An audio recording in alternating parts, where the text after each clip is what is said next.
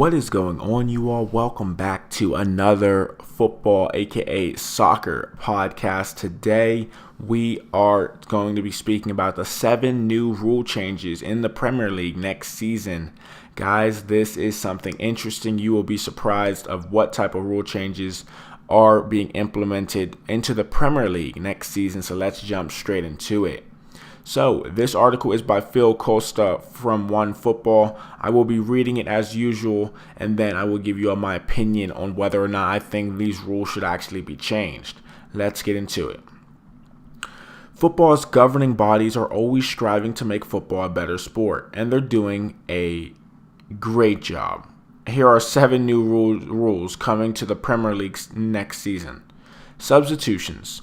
To prevent time wasting, players can now leave the pitch at the nearest point to them. No more slow walks to the fourth official, taking your wrist tape and shin pads off. Wow. Free kick walls. With a defensive wall of 3 or more defenders, attackers are not allowed within 1 yard of the wall. This will supposedly stop opposition players interfering with the wall. That doesn't seem fair, though. Number 3, drop balls. Officially, no more drop balls. An age-old, chaotic method of restarting play is no more. Whoever touches the ball last gets the ball. Pretty simple. Number 4, goalkeepers' behavior for penalties.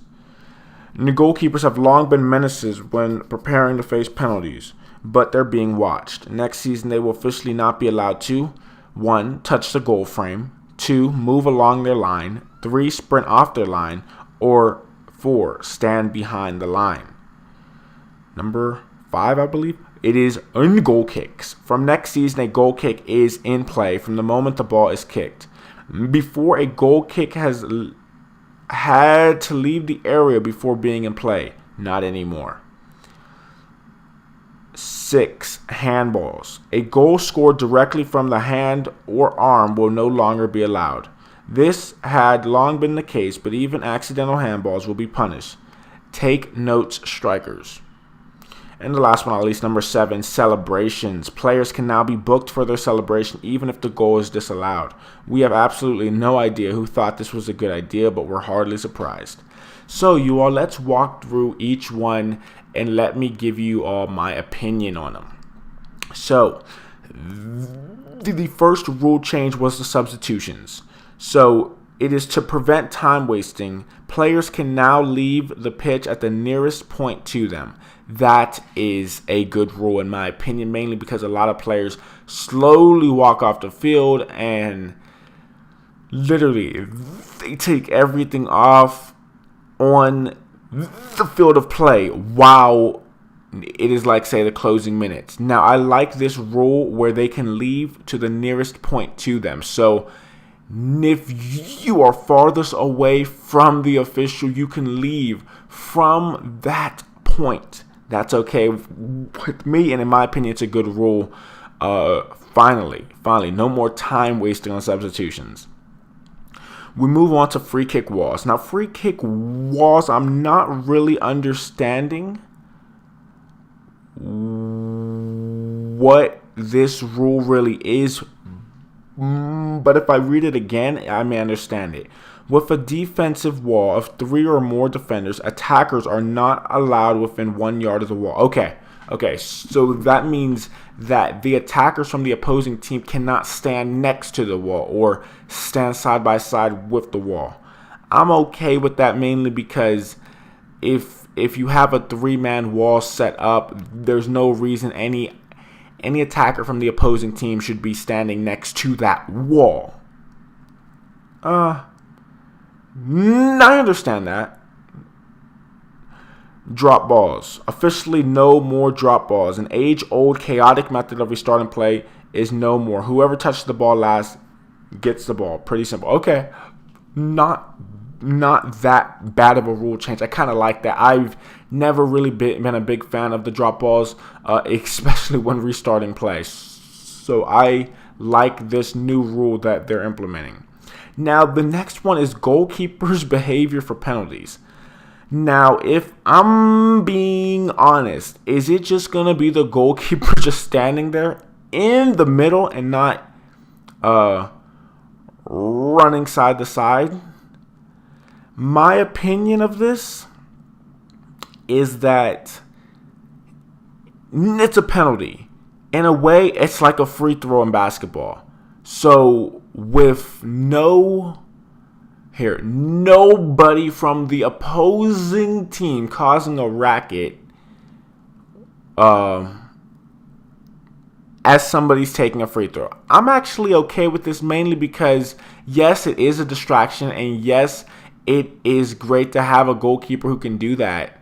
But it's also one of those things is that obviously they aren't the same sports, but you don't really see that sort of thing in basketball. Players trying to distract other players while they're at the free throw line. So in my opinion, I understand this rule, but I also don't really like it that much in that sense, Moving on to goal kicks. From next season, a goal kick is in play from the moment the ball is kicked. Okay.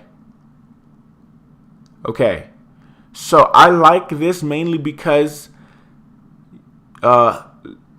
it's always been a specific thing where if the goalie did not clear it out of the box, it cannot be touched by an attacker. But now it can be. So the moment the ball is kicked, any attacker is able to break in on the ball and take it. I'm okay with that. I like that. I really like that. Handballs. A goal scored directly from the hand or arm will no longer be allowed. This had long been the case, but even accidental handballs will be punished. Take note, strikers. So,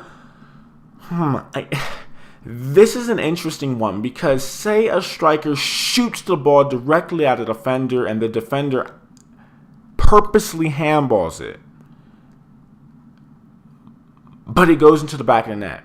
So those will not be allowed. That is an interesting rule change right there, mainly because, yes, the defender will be punished for their actions, whether it was an accidental handball or a purposeful handball. But it's also one of those things where a defender is able to kind of block it, and if it goes in, but it won't count. That's interesting. That's very interesting. So in my opinion, I'm not a huge fan of that new handball rule. Celebrations, though, I'm not a big fan of this. I don't really like this change in celebrations. Players can now be booked for their celebration, even if the goal is disallowed. That, in my opinion, is not something I like there. So it's going to be interesting to see the players celebrate and see who gets booked and seeing who doesn't get booked with their celebratory system that they have. So we shall see how everything plays, you all. But that is the end of the podcast. I just want to give you all the 7 new rules that will be implemented into the Premier League next season, according to OneFootball, as well as, of course, being reported out there. Those are my opinions on the rules. Let me know what you all think about each rule. I will speed through them one more time.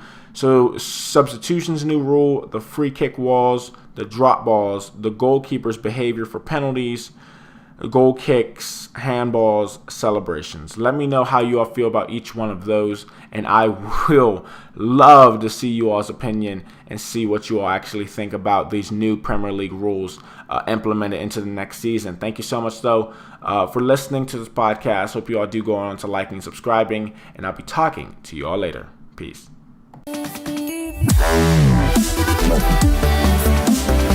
Wow.